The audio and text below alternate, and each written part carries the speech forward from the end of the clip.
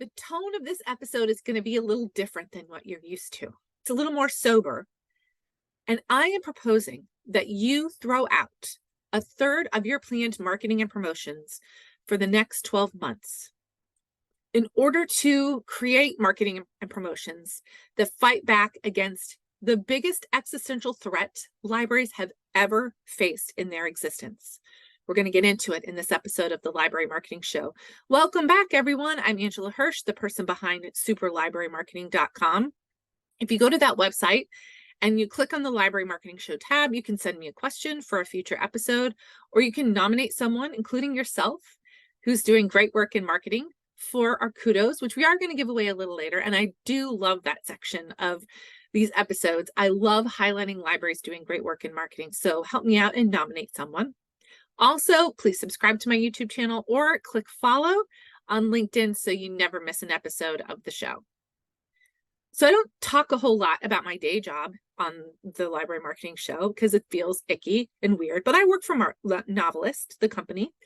And one of the fun things I get to do is create courses for the Learn with Novelist professional development platform. And a new course that my team and I created has just been released. It's called No More Neutral: How to Champion the Right to Read. The course is available in a couple of different formats. There's a self-paced version where you get to do some modules and then you come to a live session with me and get to ask questions and do some more activities. I've also done it as a 2-hour in-person workshop, which I really love, or a 1-hour keynote. And I tell you all of that. First of all, let me give you some background on why I put this course together. The elevator pitch is this course helps you with practical tips for marketing so that your community understands what your library does. Like, how does collection development work? How do you decide what books go on display? How do you decide which books get read in story times? How do you educate your community about the importance of the freedom to read? And I put this course together because we are facing a crisis in the library world. We are under attack by groups who are strategically working to restrict the freedom to read. And I have to tell you about something that happened to me personally in my job. So I was contracted to do one of the 1-hour keynotes of No More Neutral for a state library. That contract was signed 4 months ago. And then about 6 weeks ago, I got a phone call from the contact at that organization, and they were nearly in tears. And the person on the other end was seriously worried about losing their job because they were bringing me in to talk about the freedom to read, because they have several members who are now in control of their organization who are working against them and opposed to the freedom of read and want to ban books.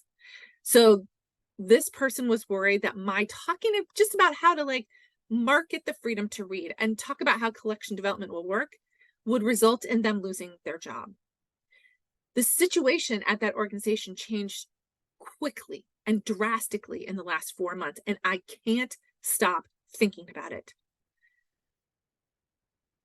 It honestly worries me that our libraries are not doing more to fight back. And I know, because I work with libraries and I worked in a library, I know you got a ton of stuff to do. I know you want to promote your collection. That's totally important. I know you want to promote programs.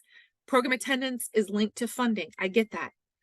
But all of those things will mean nothing if we lose our libraries. And I am worried that that's the course that we are on. And that's why I put No More Neutral together. Now, this is not a pitch to buy the course. You don't have to do that. All you have to do is, for the next 12 months, I want you to spend a third of the amount of time that you would have spent promoting your collection and programs. I want you to talk about intellectual freedom and promote the freedom to read. And there are lots of free resources out there to help you do that. But we need to educate our community about how collection development works and how displays work. Now, if you want great examples and a step-by-step guide to do that, you buy the course. But like I said, you don't have to.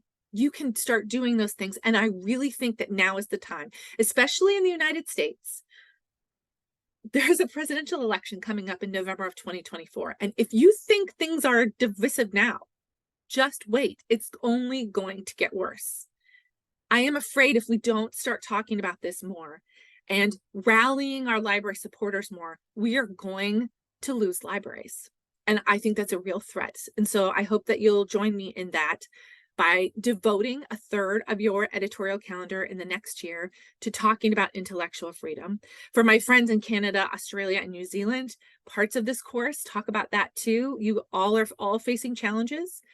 But again, you don't have to buy the course if you want to, though. The link is down in the show description, of course. And I put a special code down there so you can get a discount, 20% off of the course. If you're interested in bringing me in to talk about it in person with your library staff, you can message me and we can set up a conversation for that. But quite honestly, everyone in your library, and I mean everyone, from the director to the janitor, needs to be educating the community about the importance of the freedom to read.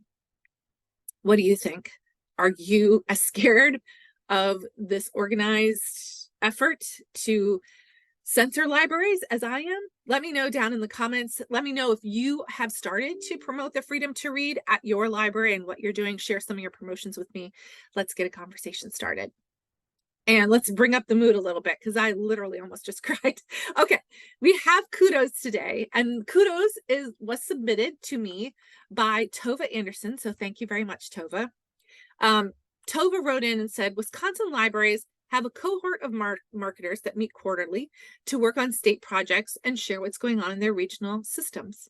And she wanted to nominate Deb Merritt at the Milwaukee County Federated Library System because Deb put together an online photo scavenger hunt quiz. In 5 days, she had 243 people take the quiz. She used quizmaker.com and said it was really affordable. I'm going to share a link to the quiz down in the show description or in the comments on LinkedIn. But quizzes are a great interactive way to get people interested in your library and to get more organic reach for your social media posts and for other things. So congratulations, Deb. Kudos to you. And thank you for nominating Deb. Tova, I really appreciate it. All right, that's it for this episode. My channel is full of other tips for library marketing.